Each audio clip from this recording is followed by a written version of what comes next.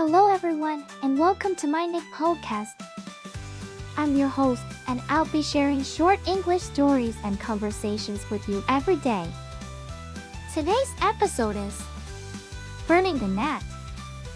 And the text level is 5. Learn about tricky action words and sayings, and how to talk about things when you know which thing you mean or how much of something.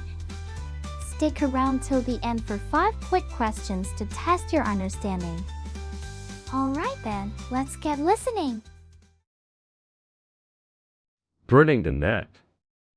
The world was never the same after that fateful day in July when ARPANET went public. The once great network, which had been humming along for years, suddenly became a battleground for resources and survival. The first to realize this were the hackers, who saw an opportunity to exploit the newly open system for their own gain. As I trudged through the desolate wasteland, my backpack full of scavenged goods, I stumbled upon a makeshift settlement. They were frantically trying to fix a damaged server, but it was clear they had no idea what they were doing. "We need to hack our way into this," one of them shouted. "Or else we'll never have enough bandwidth." I shook my head in disgust. These people didn't even understand the basics. I continued on my journey, searching for a place where knowledge was still revered and not just exploited. But every city I visited was like this, chaotic, desperate, and lacking any semblance of order. It was as if the internet had unleashed a beast upon the world, and now we were all at its mercy. Now, let's move on to the conversation between Billy, Matt, Kelly, and their teacher, Louis, after reading the novel. I felt like I was right there with the protagonist as they navigated this desolate world. I didn't get it. What's going on with ARPANET? Is that a real thing? Yes, Kerry, ARPANET is indeed a real thing. It was one of the first operational packet switching networks, developed in the 1960s. I love how the author described the world after the network went public. It's like they took our current world and turned it into a survival game.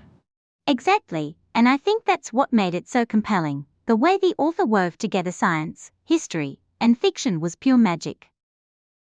But didn't you guys find it kind of bleak, like super depressing? Yes, it does have a rather dark tone, but that's also what makes it so thought-provoking. It encourages us to think about the potential consequences of our actions on society. I'm just glad I got to experience this world through the eyes of the protagonist. It made me appreciate how fragile our current world is. Now, let's test your understanding of the novel and the dialogue with 5 questions. Question 1. What was the name of the network that went public? A. ARPANET. B. Internet. C. World Wide Web. D. Darknet. E. Lightnet. The answer is A. ARPANET. Question 2. Who were the first to realize the newly open system could be exploited for their own gain? A. The hackers. B. The scientists. C. The engineers. D. The politicians. E. The military. The answer is A. The hackers. Question 3. What was the protagonist's reaction when they saw the people trying to fix a damaged server? A. They were impressed by their skills. B. They were disgusted by their lack of understanding. C. They were concerned about their safety. D. They were curious about their methods. E. They were uninterested in their efforts. The answer is B. They were disgusted by their lack of understanding. Question 4. What did the author describe as unleashing a beast upon the world? A. The internet. B. The network. C. The server. D. The hackers. E. The scientists. The answer is A.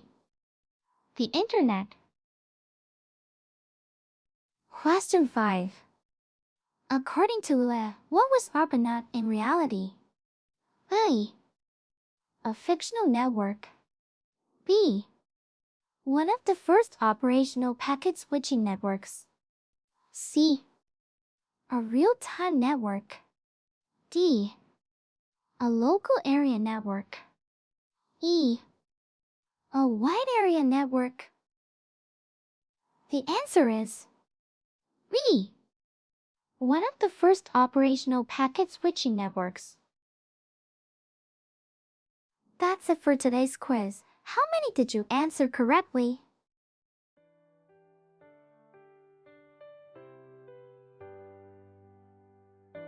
Thanks for tuning in to my channel today. I hope you enjoyed the stories and conversations and found the quiz challenging yet fun. Don't forget to subscribe or follow us for more daily English learning content. Until next time, keep practicing your English and have a wonderful day.